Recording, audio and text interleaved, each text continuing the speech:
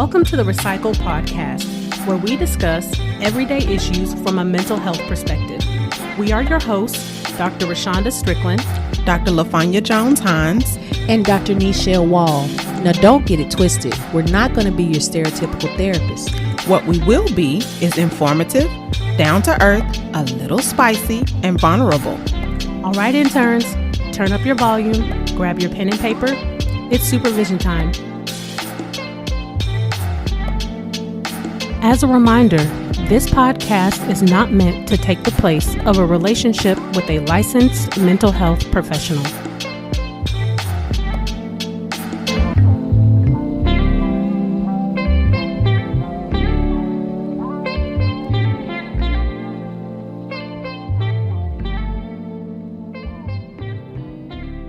Welcome back to session 76, Raw and Uncensored. We about to give y'all this raw real quick. Don't say that because they're gonna be thinking, finally it's a sex session. It's not. He said, we've been waiting for this. We know Dr. Strickland's been ready. It's not Not yet. That's coming. Not yet, though.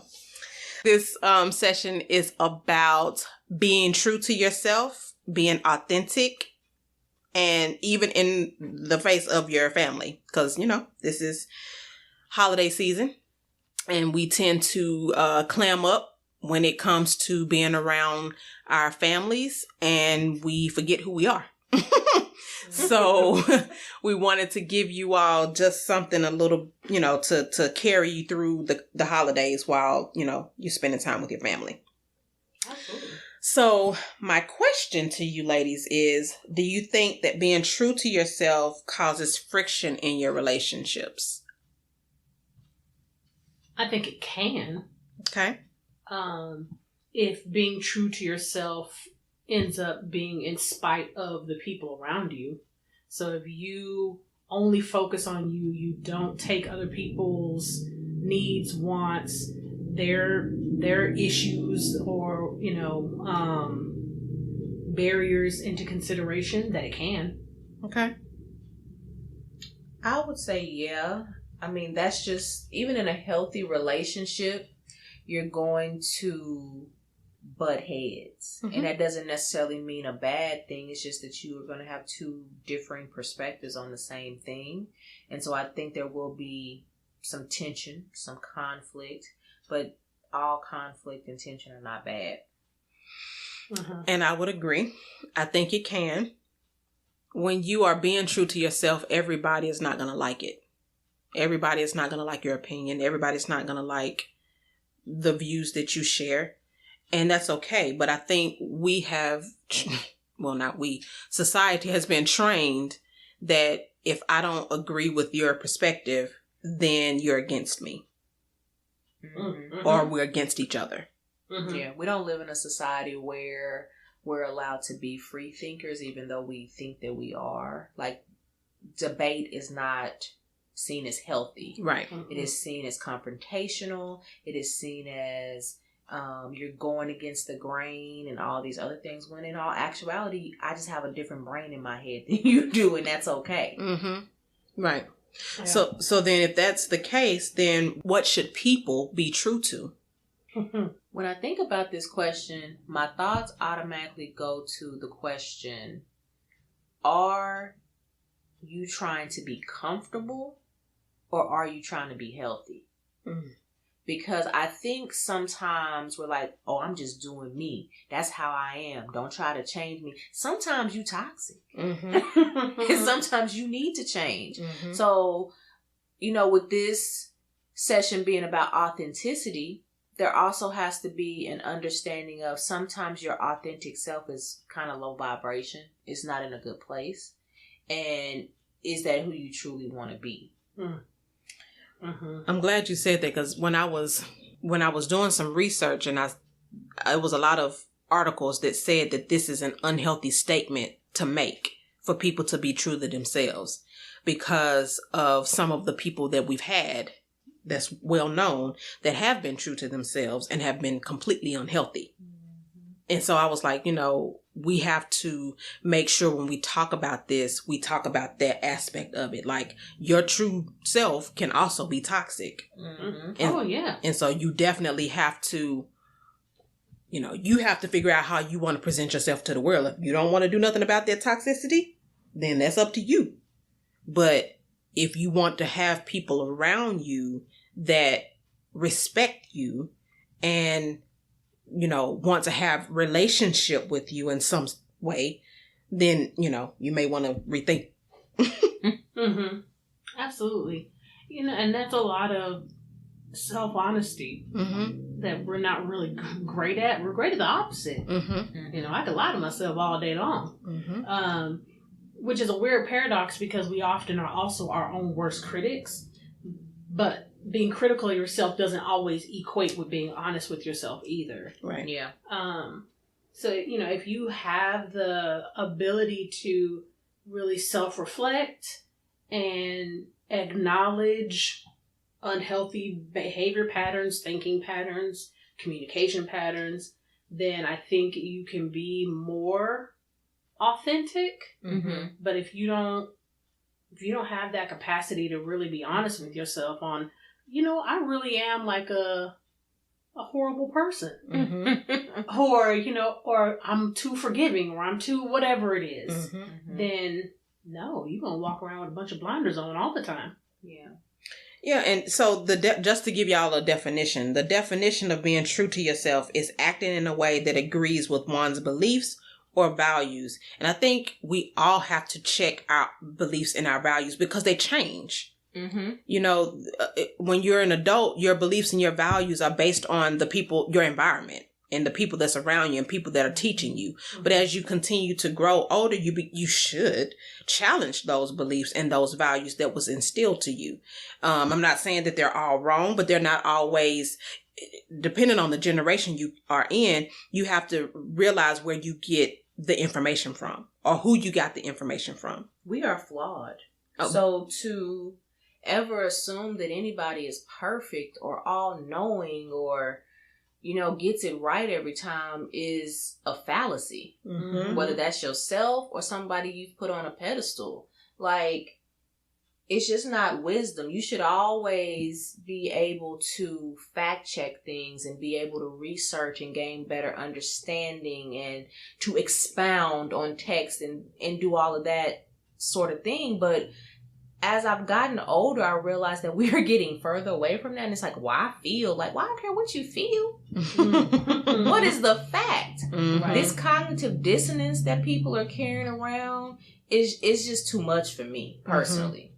Yeah. Well, I think a lot of that gets steeped in fear. We've said before that we need people and fear, and like we said in the last session, is a motivator. It's just what direction is it motivating you into? So if I'm afraid that, being truthful, being open, being vulnerable, being, or even more kind of reserved, if I am afraid that that's going to lead to people leaving me, then I will live in a way that, contradicts what I really want. Well, and then it can go a different direction too. You can be afraid of the person that you are. And the thing that you have to remember is that we all have good and bad in us, but it's the direction that you choose to go that's going to matter. And and even if you choose to go in the direction of the good, there's still going to be seeps of bad that come out because we're not without sin. We're not perfect people. So being true to yourself, you are going to be who you are and be genuine to yourself. So what does that mean to y'all? I mean, I feel like for me personally, it's showing up for myself on a daily basis. Being aware of where I'm at emotionally, mentally, all the leads. I'm not going to go into all of that. But I think also being comfortable with who I am. Because for a long time, me being this introverted, nerdy person or feeling all the feels, like that's not accepted in Black culture. Like, you supposed to be, you know, hip. You supposed to be an athlete. It's all these stereotypes that are acceptable, and I didn't fit neatly into those. And it wasn't until I got older when I was like, F them people. I didn't really say that because I wasn't at that stage of life, but essentially that's what I had to do, and be like, okay, but who am I and who do I want to be? Like, am I cool with this? Like, do I feel like I need to work on this or work on that or whatever? Like, it's easy for me to be the dancer or the volleyball player, all these other things, but those are just things that I do. That is not who I am. I like that. I agree. And I think that's something that doesn't get talked about a whole lot, is that kind of pressure. Yeah. You know, that pressure to conform and what it does over the long term. And it's in so many different areas. You know, you have educational pressure, you have race pressure, gender pressure, you know, depending upon where you are financially, there's certain pressures that come along with that. So I do think that that limits our ability to even consider who we really are, because you have so many different competing parts trying to, you know, get a piece of you, that what would be the incentive? You know, that's the kind of where that puts my head at, like, what is the incentive to even try to live authentically if I have so many different things saying, well, you can do this, but you can't do that. And you can say this, but you can't say that. You know, it's like, well, what in the world does authenticity mean then? Well, and, you know, I think it also depends on geographically where you're from, too. Because I know for me, growing up in Memphis, you had to be ready to throw them hands or something. You know, so or hammers or something. Because if you are if y'all watch 48 Hours, you know that Memphis is on there a lot. They don't want nobody else to get that spot. They are staying on the chart. So, you know, you have to be ready at all times. And I didn't have to fight a lot, but I had to make sure that when I did fight, it counted. So with that being said, you know, I moved to North Carolina, and I had this sweet mate who was like super nice. And I'm like, what is your agenda, honey? You are too nice. She would tell people to this day when I first met, honey, you too nice. What is going on with you? I don't understand this. And so I had to learn how to soften myself, because I wasn't in Memphis anymore. And not that I felt like I wasn't being my authentic self, but because I don't even know if that was even my authentic self. It was just a product of my environment, you know. And I didn't grow up in the hood. We grew up in a nice area, but it's still, I lived in Memphis. Yeah, you evolved, right? And so even with me being where I am now as a professional, I would not be nowhere near successful if I was that same person that I was. Because these two women right here, we wouldn't even be friends. Nope. Because that's not even their personalities. Yeah. And so if I'm always set on go, because I was when I first moved here, I was always set on go. Oh, man. So, but I had to learn how to be a different person, but still be genuine to who I am. You know, I'm not quick to throw hands no more. Yeah. I think I agree. I can see that. You saw the change? Yeah. And just, I guess, but also just kind of think about what you're saying in general. You know, I think that you make a pretty valid point with all of that. Man, I had not thought of that perspective. Well, how do y'all think this impacts, being authentic impacts, like, going home for the holidays and being yourself and being like good with your family? You know what I mean? 'Cause yes, you do have to alter yourself a little bit. That we're not saying that you should just be walking in bulldozing over people, because that goes into the whole, are you considerate of others? You know, that thing. But how do you do that? Well, I just had this experience because I just went home. But it wasn't a bad one. I just had to remember, like, who I am here is the same person I am going to be there. Like, the person that I am here is not a bad person. Mm-hmm. Or at least in my mind, it's not a bad person.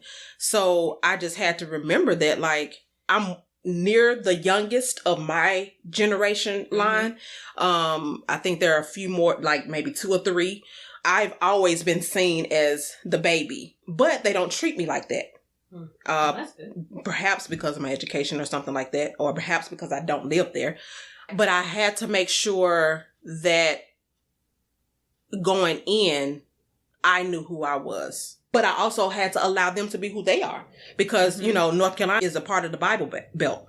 So, and not that I'm, you know, not a believer, because I do. But still, it's, you know, I had to make sure that I allow people to be who they are, and that gives them room to allow me to be who I am, wherever that is. And then I also socialized with family members who are more like me. Yeah. As well. Okay. You know, whether it's, you know, the Christian part of me, the shopping part of me, the bougie part of me, you know, which, you know, those are the people in my family that I surround myself with. Not that I don't love the others, but I will spend some time with them, but not as much time as I do with the others. Yeah. When you were talking about, you know, spending time with family, and even your question, Dr. Ball, it made me think about the authenticity of a family. You know, so we've kind of been talking about individualized living authentically, but, you know, just thinking about some of the family dynamics that are out there. Like, you know, you have the family that always wants to look good. You know, it's not necessarily an individualized thing, but collectively, even though it's, you know, tends to be this unspoken kind of thing, there is a rule of the family that, you know, we present a particular type of front, that type of thing. Yeah, that's, and, you know, so it started making me think about authenticity and when you start getting a little bit bigger. Yeah. So while as an individual, I may live a certain way, but once you get into your unit, you know, sometimes we start to revert into what the dynamics of the family are. So if I live in my own place, I live one way and I'm, you know, a certain kind of thing, but I quite haven't pulled away from the dynamics of the family. Yeah. It brings to mind, like, I like a lot of B movies, but it brings to mind Nollywood or Nigerian movies, or, you know, the continent of Africa. There's a lot of times this part in their movies where you have the daughter or the son living their best life, doing the things that they want to, and then you have the Niger parent or whatever come in, and they become a totally different person because they have to fit into the box that is available to them in the family unit. And so that kind of popped up in my head. Yeah, no, I get that. I mean, I think do y'all think that's unhealthy? Yes. I get that it's cultural, because although we are not one generation past from being on the continent of Africa in that particular example, we still carry a lot of that in our own culture, like keeping up appearances, certain professions being accepted. Are you married yet? When you gonna have these kids? When you like, all of that is still very much steeped, and I don't think that it's healthy. I think that it's totally okay to have conversations with people that you have that relationship with and get to know where they are at. But this forcing of you have to be this way, I'm not down for. Yeah, you just said something right there, because I think, like both of you ladies have been saying, there are certain cultures who push certain things. There are certain families that push certain images. And so how do you be your authentic self in that? And that's, I think that's the question to answer. Because certain cultures, you know, it's just ingrained. Like, I can be by myself and live my best life and do what I want to do. But once I get back into the family dynamic, I gotta I gotta suit and boot back up. I agree. Absolutely. And, I think that's the thing that can cause what you were talking about, dissonance a little bit earlier. Because I know how I want to be. I know the way that I want to live, but it contradicts what I'm being presented with when I'm around other individuals. Yeah. So how do I deal with those two competing ideas or philosophies? Yeah. It takes me to the LGBTQ community. Yes, community. Because, for those that are not out yet and they live wherever and they live their best life, but then they go home and then they have to put that back up. So the question of the day is, how do you still be authentic? And for that particular community, like, we definitely would not suggest you go bust down doors and just be like, yes, this is me and this is just how I'm going to be. Especially if you haven't come out. That is, and I'm going to be quiet because it's not my area. I'm going to let Dr. Wall speak on that. There you go, Dr. Wall. I mean, it was good advice. I think it's just, you always have to have an element of safety. Yes. In that we just live in such a hateful world. And people be in your business, and they need to stop doing that. That's the reality of the situation.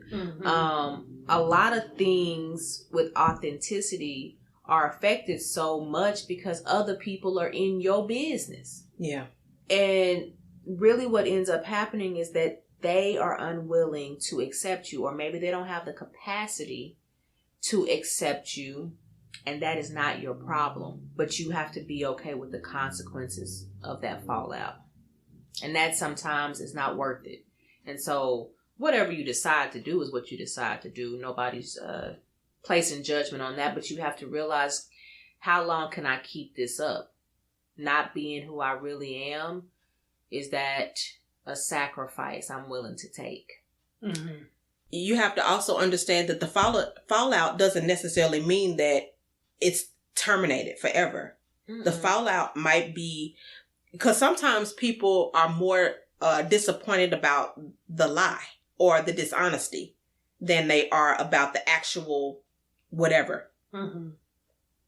That's true. Absolutely.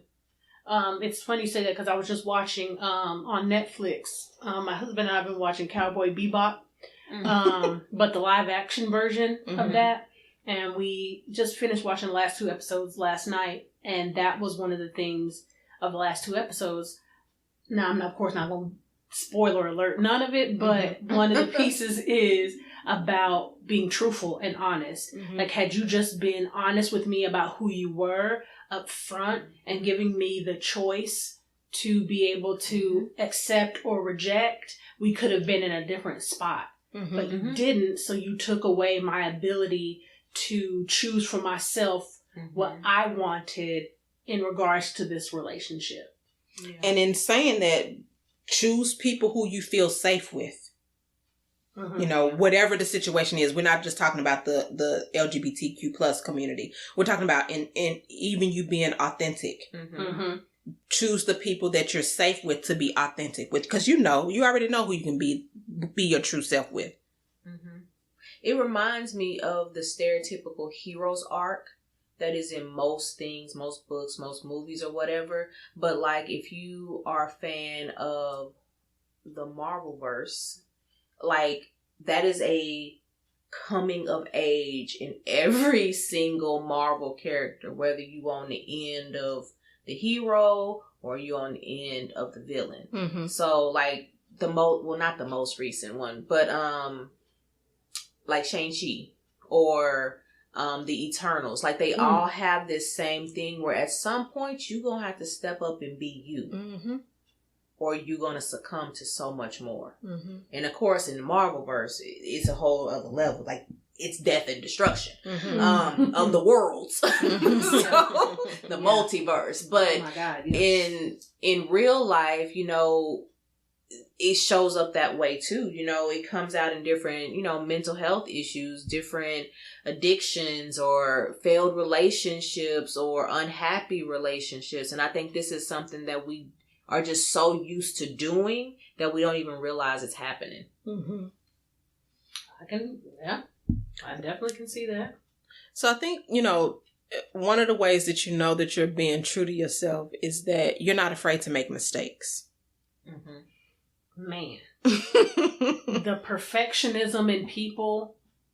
Let me talk about American culture because that's where I live. Mm-hmm. But the perfectionism in people is real. Mm-hmm. It's not even fear. What would be beyond fear?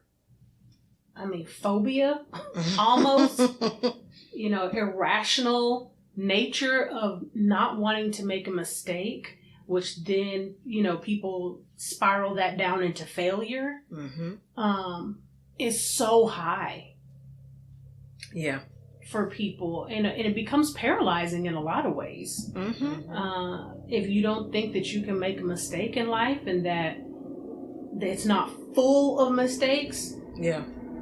Even throughout the everyday. You know? Like, oh man, I decided to brush my teeth first before I got in the shower. Mm-hmm.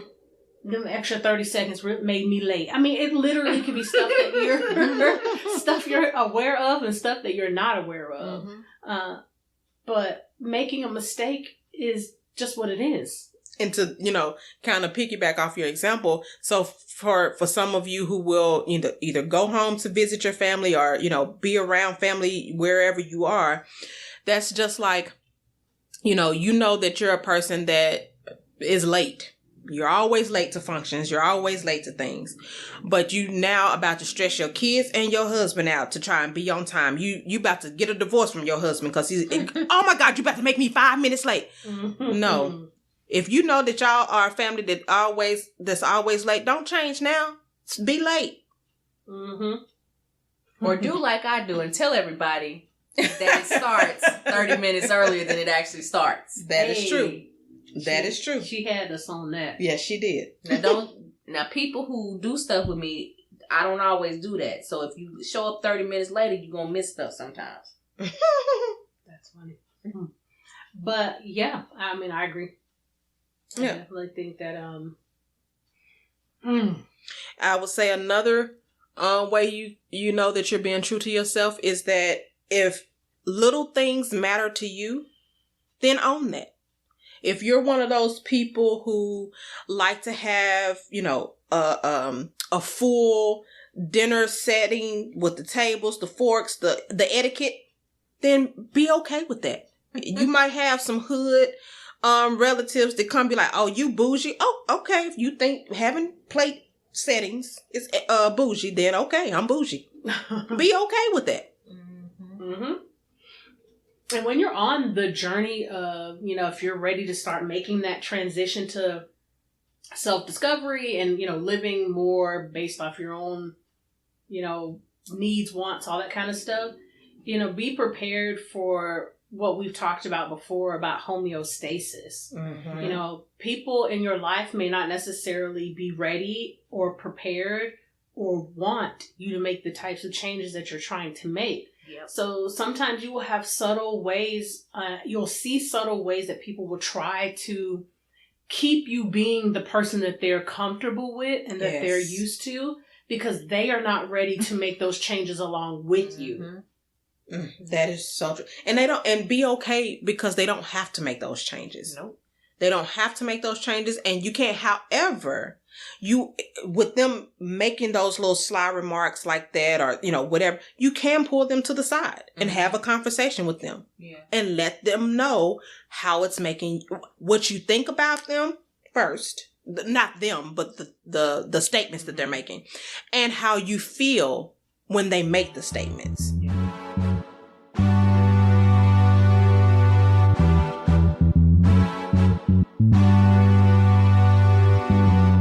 It's so much going on in the world right now, and we could all use some extra support. At Balance Beacon, we offer counseling services for individuals, couples, families, and groups.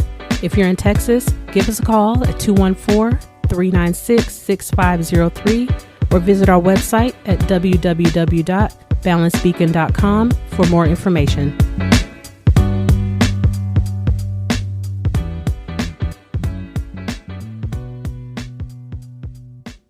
Be healthy. So, because the thing about it is, what confuses people is that, and not that that's unhealthy, because that's actually normal.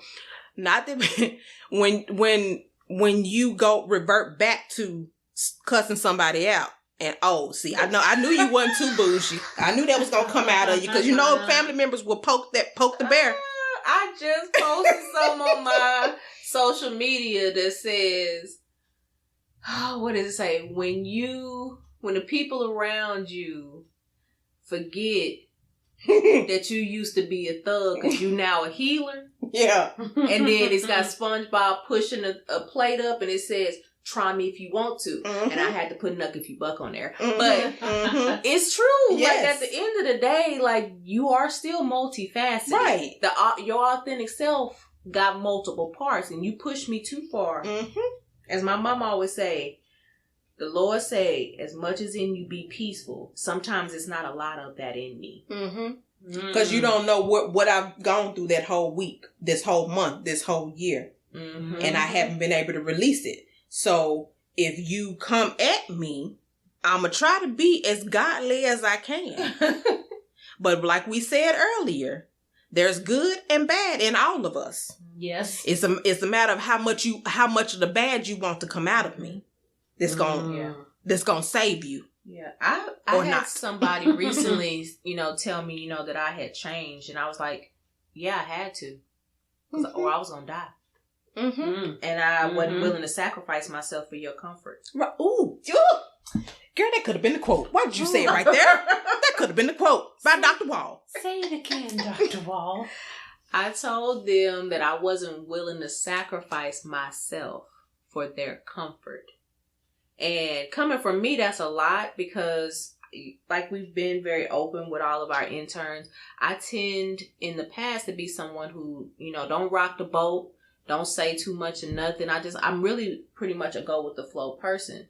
But as I've gotten older, people get more and more on my nerves. And I was like, okay, I need to check myself, but then I also need to make sure I'm putting proper boundaries in place. And as soon as you start putting boundaries in place, people, you changed. You not like you used to be. You said that like that was a bad thing. And you get mad at me because of my boundaries. How you get mad at me because of my boundaries? If you stopped walking so close to the line, you wouldn't be hurt. Why are you throwing nuggets right now? Oh boy, the gems. Did y'all hear ancestors. That one? They did that. I was like, man. As they say, can we get one of Clue's bombs out there? One day, y'all. One day we're going to get this soundboard together. Oh, goodness. Yes. Man, because I think that's another thing that people don't really acknowledge either. That they are walking close to the line of other people's boundaries. Just stepping all on. Yeah. Because we know, we tend to know when we're pushing somebody. Yes. Or we know when we're using our unhealthy behavior against someone else. So we don't usually acknowledge that we are tiptoeing in our Jordans right on top of that line, I'm just letting you know it's an electrical wire around mine. You gonna get shocked. I ain't even going to do nothing. And the thing about it is, you don't have to waste time with people who are willing to get mad at you because of your boundaries. Because I want to be sensitive. I want to be vulnerable. And if you are willing to attack me in that way, you are unsafe for me.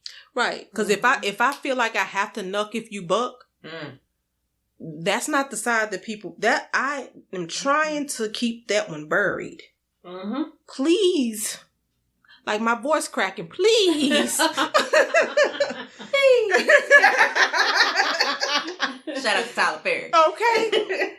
Please don't make me be that person. And when you step, especially, because I don't mind telling you my boundary the first time. And I understand some people are going to test the boundary. I get it. I'm not going to be upset the first couple of times. But if I have to repeat, I'm not going to do it. I'm not going to waste my time. Get upset. Make her go back down this road in turns. I don't feel like doing all that editing. Don't do that. We don't want it. So I'm not going to waste my time with it. So we're saying to you, don't waste your time with people who going to constantly disrespect the lines of your boundary. And sometimes that is family. Yes.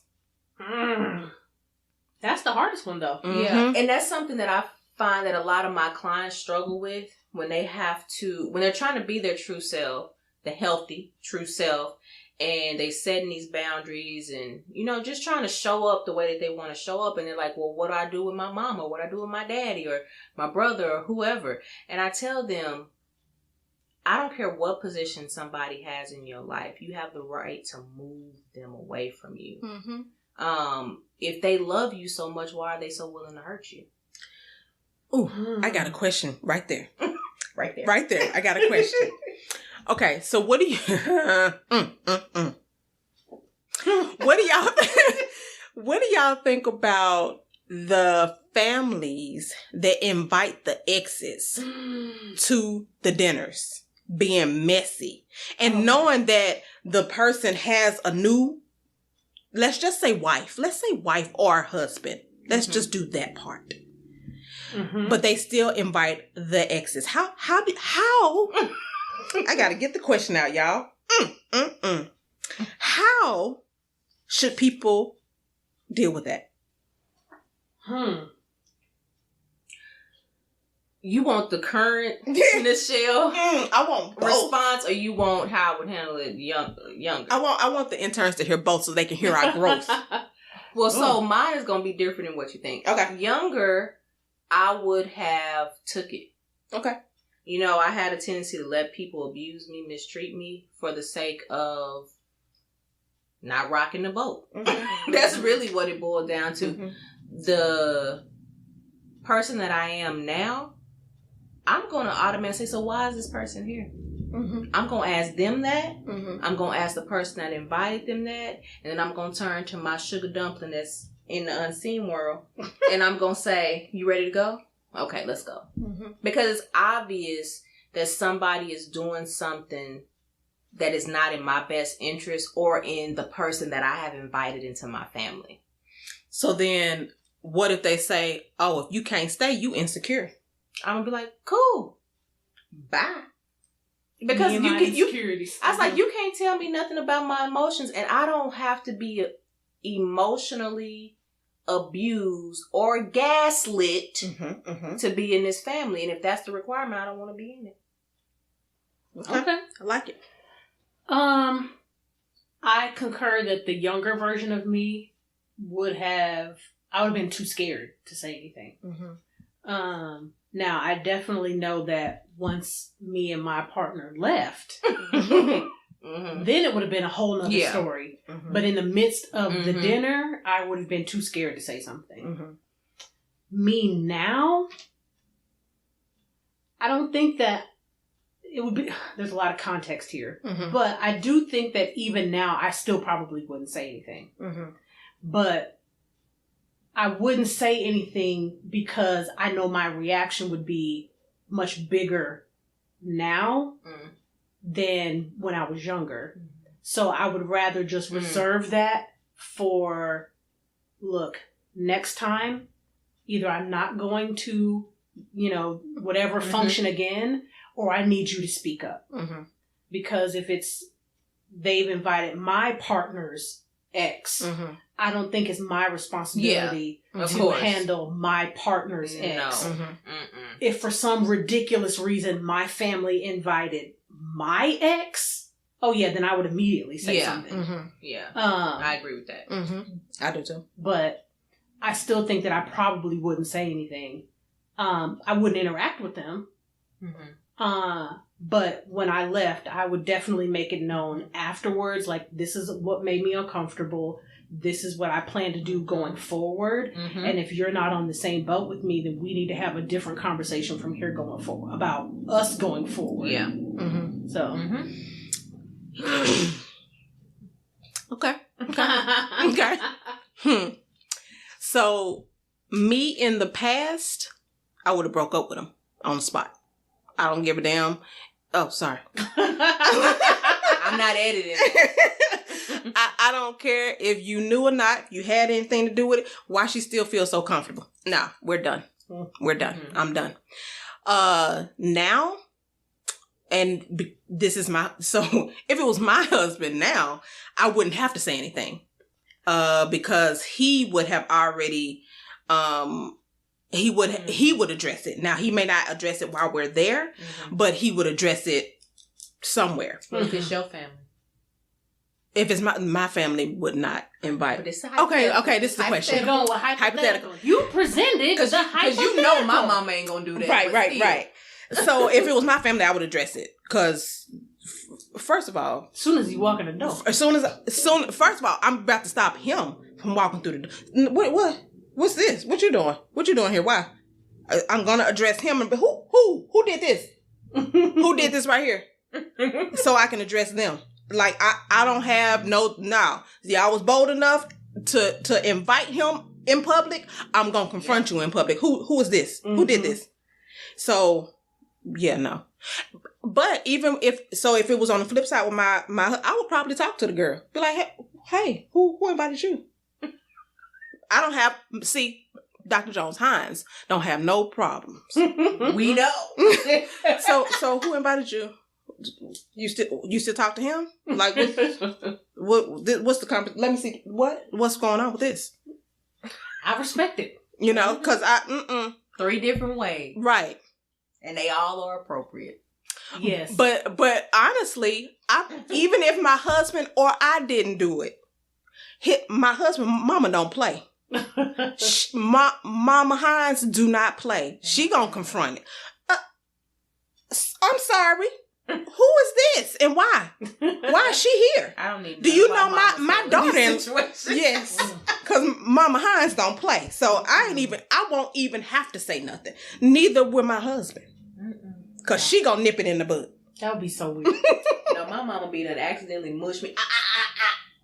Yes, ma'am. Yes, ma'am. Like, I wouldn't even have to worry about it. That's why I know technically this would never happen. My mama in only, reality, I know it wouldn't happen. My mom only like let me stop lying. 2 or 3 people I've ever dated. 2 or 3, and she still communicate with them. Yeah. That's it. Them other jokers, she wish they would show up anywhere near me. Yeah, I know this is purely hypothetical. Because, my parents love my husband. So it's no way, shape, or form. Mm-hmm. If they saw one of my exes, my son-in-law, no, go back. Yeah. So that's strictly hypothetical. But we're saying all this to say, because some families do that. Yeah. And it's not abnormal for you to feel something. Mm-hmm. As you see, we all felt something. Yeah. How we respond or react to it is going to be completely different. Mm-hmm. But we all felt something. So it's okay for you to feel something. Now, how you react to it is up to you. Mm-hmm. Now, we will advise you not to lay hands. Don't go to jail. It's not worth it. It's not worth it. Assertive communication. We talked about this before, people. Yes. And don't let the person that was invited be your first point of contact, because remember, they were invited. And if you do have contact with them, you ain't got to go off. Just talk.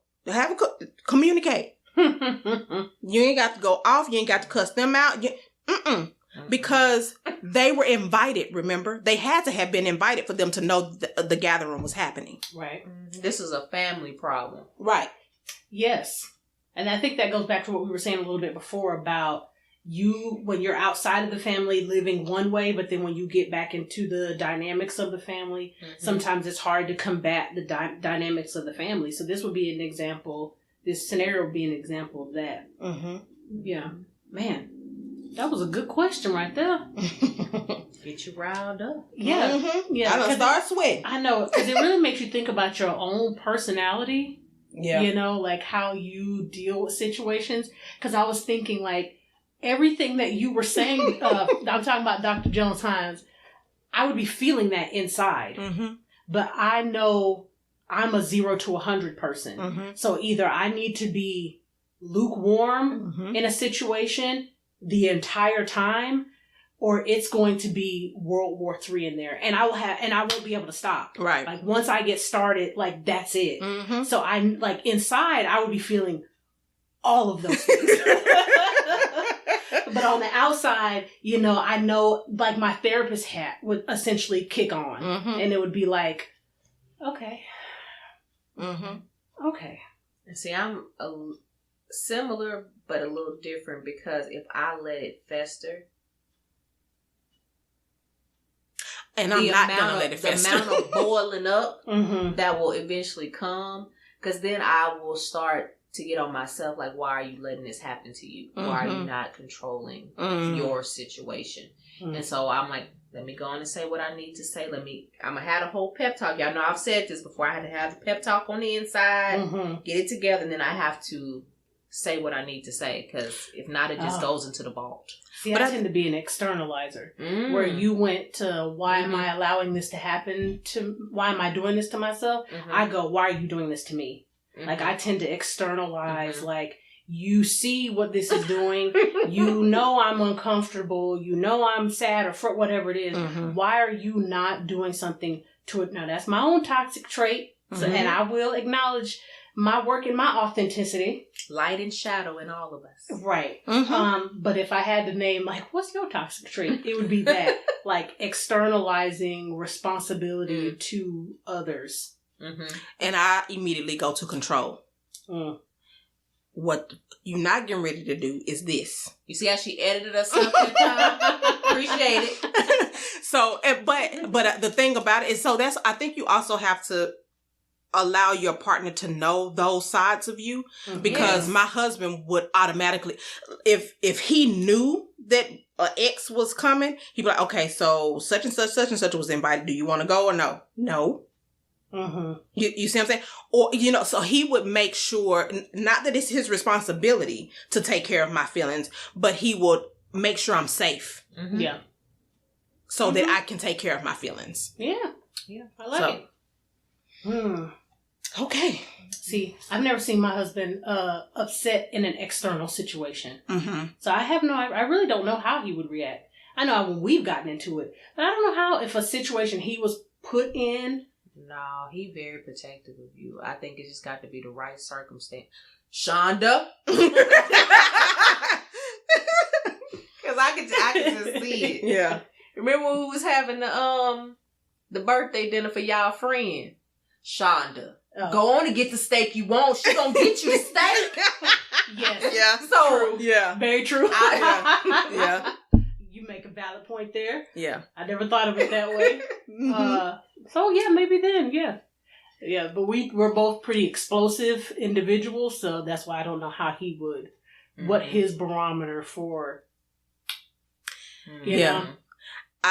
My husband would shut down because he's very mild, and he would shut down in the moment, but when we left, it would be like, so what? What just happened?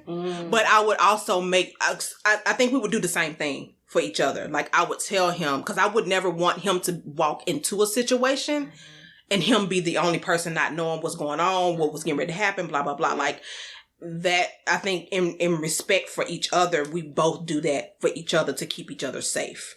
So if I knew that, I would definitely let him know. And I already know what his response would be like. Yeah, no, I'm not going. Yeah. Yeah.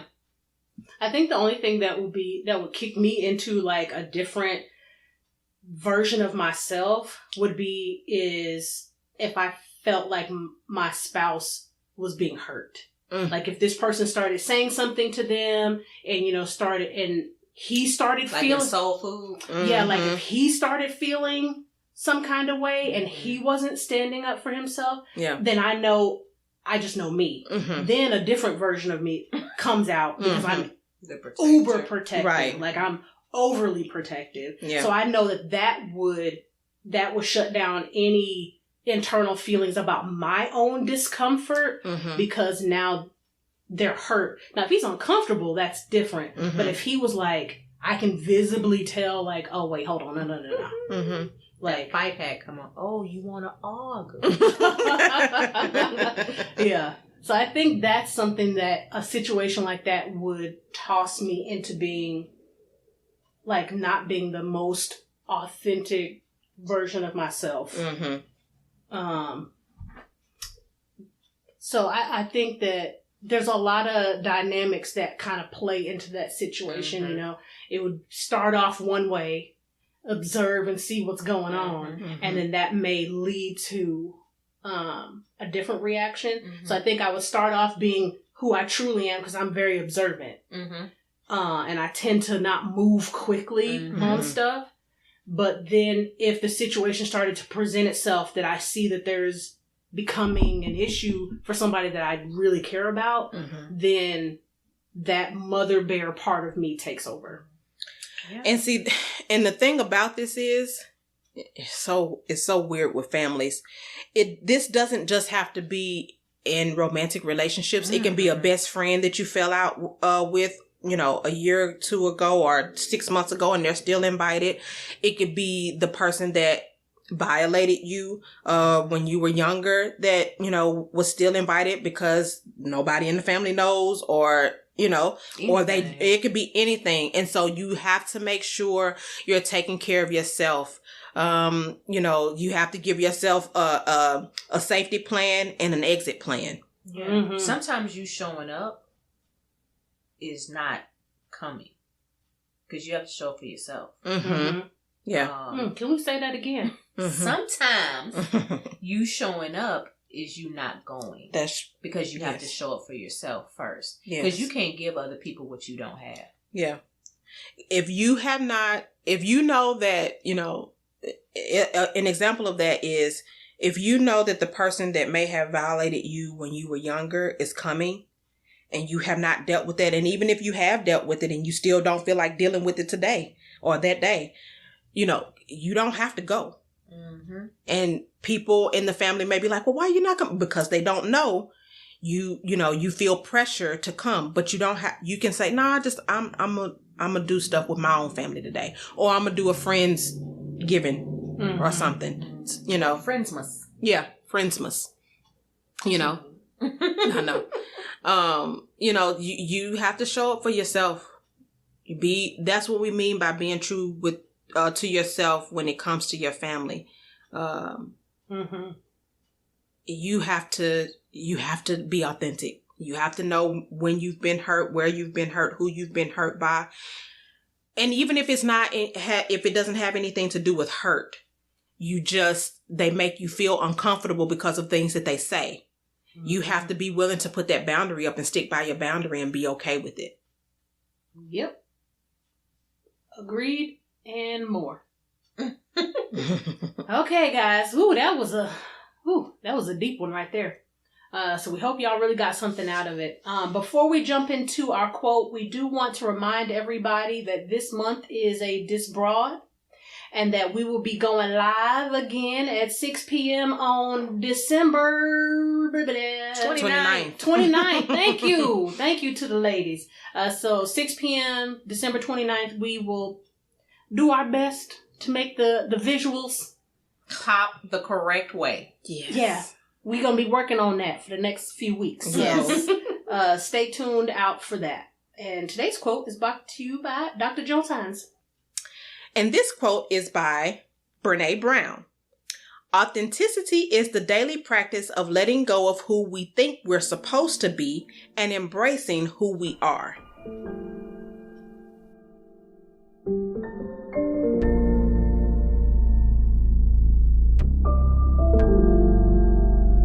Must be this volume control. So, okay, interns, process your notes.